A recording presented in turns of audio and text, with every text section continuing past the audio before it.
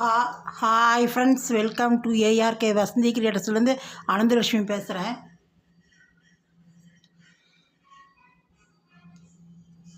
Dinner தான் பார்க்க போகிறோம். டின்னருக்கு புழுங்கல் அரிசி குழக்கட்டை, பச்சரிசியில் தான் குழக்கட்டை பண்ணியிருக்கோம். இது புழுங்கல் அரிசி, சாப்பாட்டு அரிசி, பொன்னி அரிசி எடுத்து ஒரு டம்ளர் எடுத்து நான் ஊற போட்டு அரைச்சி வச்சுட்டுருக்கேன். நல்லா ஒரு 5 மணி நேரம் ஊற போட்டு அரைச்சுட்டுருக்கேன். இதை இப்போ தாளித்து கொட்டணும். இப்போது அதுக்கு என்னென்ன பொருட்கள் தேவைன்னு பார்த்துட்டுருவோம். வெங்காயம் நான் மீடியம் சைஸ் சின்ன வெங்காயம் எடுத்து ஒரு 3 வெங்காயம், மீடியம் சைஸ் வெங்காயம், பெரிய வெங்காயம் எடுத்து 3 நறுக்கின்னு இருக்கேன். 4 பச்சை மிளகாய் நறுக்கின்னு இருக்கேன். ஒரே ஒரு ஆறுக்கு கருவேப்பிலை எடுத்துன்னு இருக்கேன். அப்புறம் இதுக்கு நம்ம எண்ணெய், கடுகு இதெல்லாம் போட்டுக்கணும். முதல்ல அடுப்பு பற்ற வச்சுக்கணும். அடுப்பு ஆன் பண்ணிப்போம். இதை நல்லா வதக்கணும். வதக்கி மாவு கெட்டியாட்டு பிடிக்கிற அளவுக்கு குழக்கட்டை பிடிக்கிற அளவுக்கு வரணும். ஒரு 3 ஸ்பூன் எண்ணெய் விட்டுக்கிறேன்.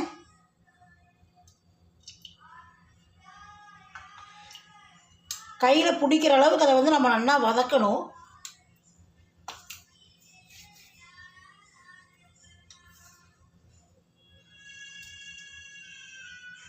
கடுகு வெடிக்கிறது பாருங்க.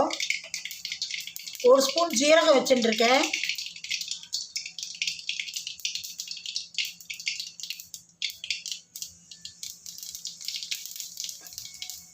இப்போ இதெல்லாம் போட்டுன்றோம். வெங்காயம், பச்சை மிளகா, கருவேப்பிலை 3ஐயும் போட்டுருவோம்.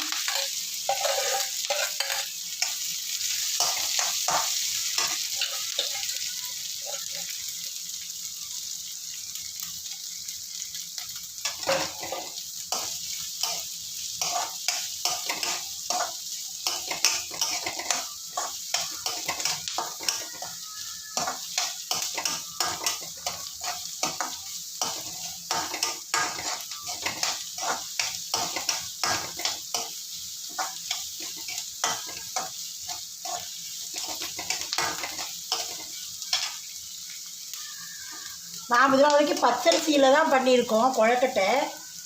உப்புமா குழக்கட்டை நம்ம உப்புமா மாதிரி கலரி பச்சரிசி, துவரம் பருப்பு, கடலைப்பருப்பெல்லாம் போட்டு ரவையாக உடச்சி தான் பண்ணிகிட்டு இருக்கோம்.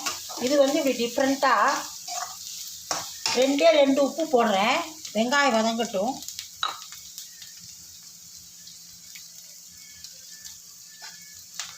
சட்டுன்னு அப்போ தான் வெங்காயம் நல்லா வதங்கும்.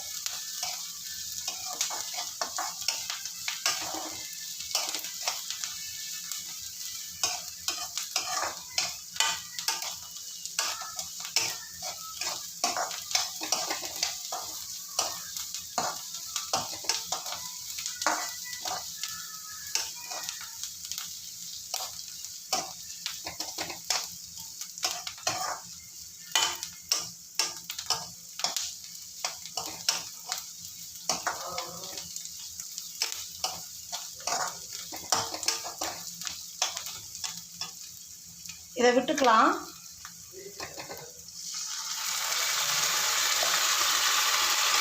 அடுப்பை சிம் பண்ணிக்கலாம்.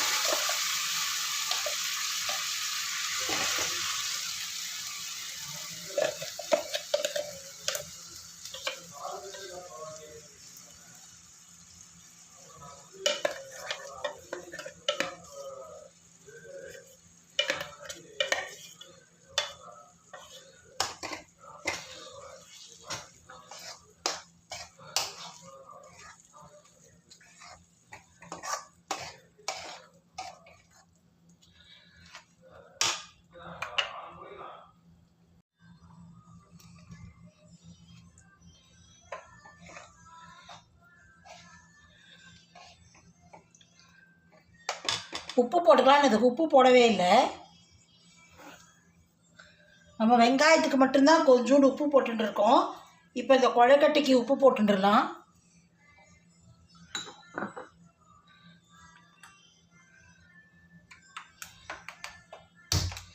அடுப்பு நல்லா சிம்லேயே வச்சுக்கலாம். அது நல்லா வேகணும். மிக்ஸி அலம்பி தண்ணி விட்டுருக்கேன்.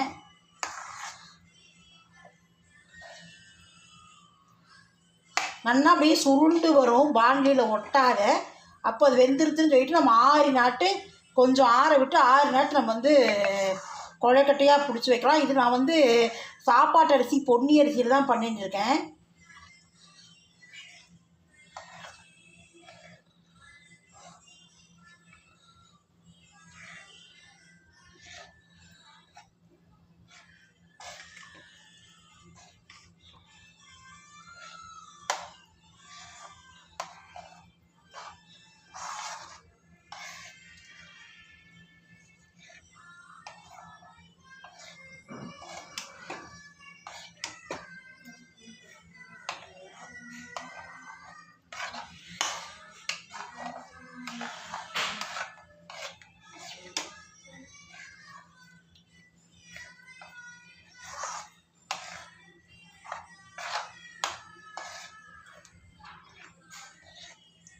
இதுக்கு சின்ன வெங்காயம் போட்டாலும் நல்லா தான் இருக்கும். சரி, என்கிட்ட பெரிய வெங்காயம் இருக்குது, நான் அதிகம் பெரிய வெங்காயம் யூஸ் பண்ணவே மாட்டேன், இருக்குது அது அப்படின்னு சொல்லிட்டு அன்றைக்கி பெரிய வெங்காயம் போட்டேன்.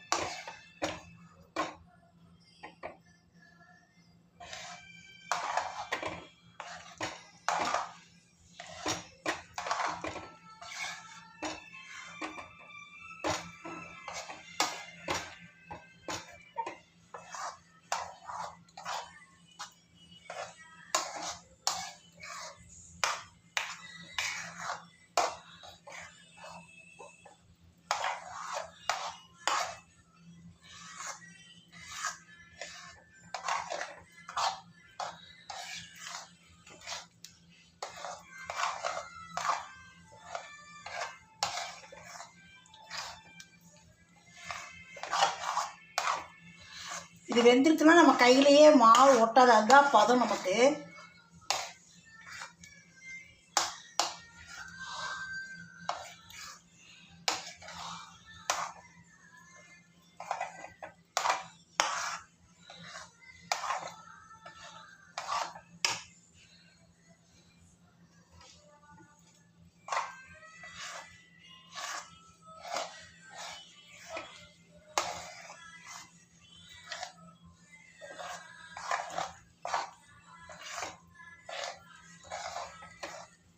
பாருங்க, அப்படி நகுத்து போது பாருங்கள் பாண்ட்லி தெரிகிறதா அப்படி.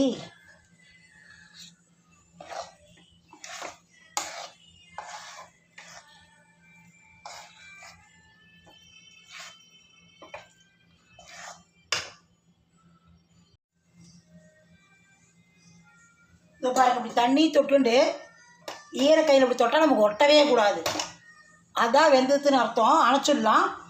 ஆறினொடனே நான் பிடிச்சி வேக்காட்டில் வச்சு காட்டுறேன். இதோ பாருங்க, பிடிச்சி வைக்கலாம். இதோ பாருங்க, இந்த மாதிரி நல்லா பிசைஞ்சுட்டு இருக்கேன், கொஞ்சம் ஆறு நாட்டு.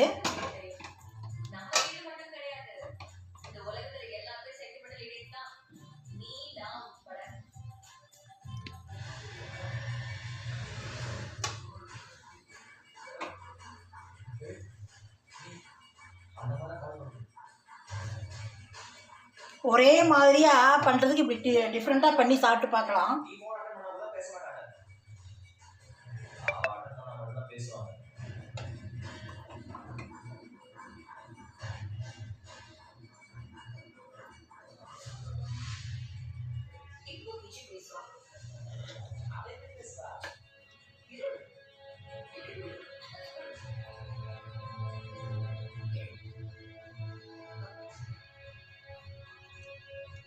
பாருங்கள் கையில் ஒட்டவே இல்லை பாருங்கள் நல்லா மாவு. நம்ம விநாயகர் சதுர்த்தி இப்போ இதுக்கெல்லாம் வந்து வரலட்சுமி பண்டிகைக்கெலாம் கொழக்கட்டை மாவு கொட்டிக்கிற ரூமே இல்லையோ அது அரிசி பச்சரிசி மாவு, இது புழுங்கரிசி மாவு, அவ்வளோதான்.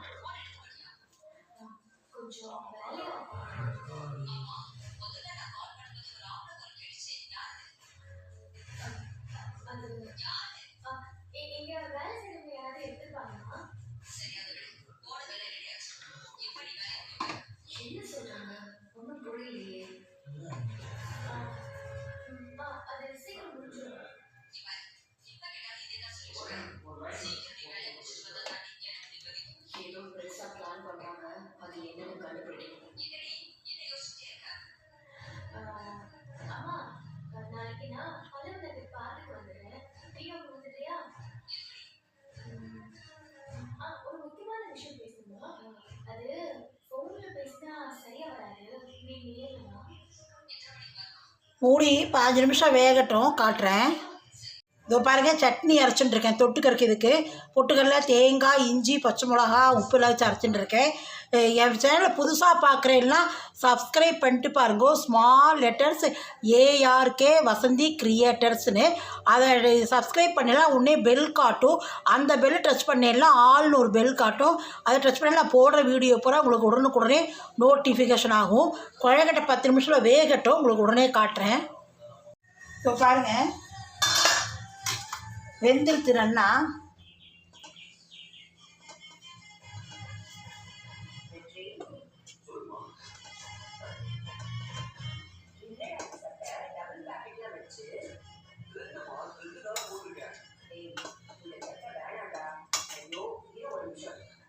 இந்த மாதிரி என்ன ஷைனிங்காக இருந்ததுன்னு வச்சுக்கோங்க, பளபளன்னு.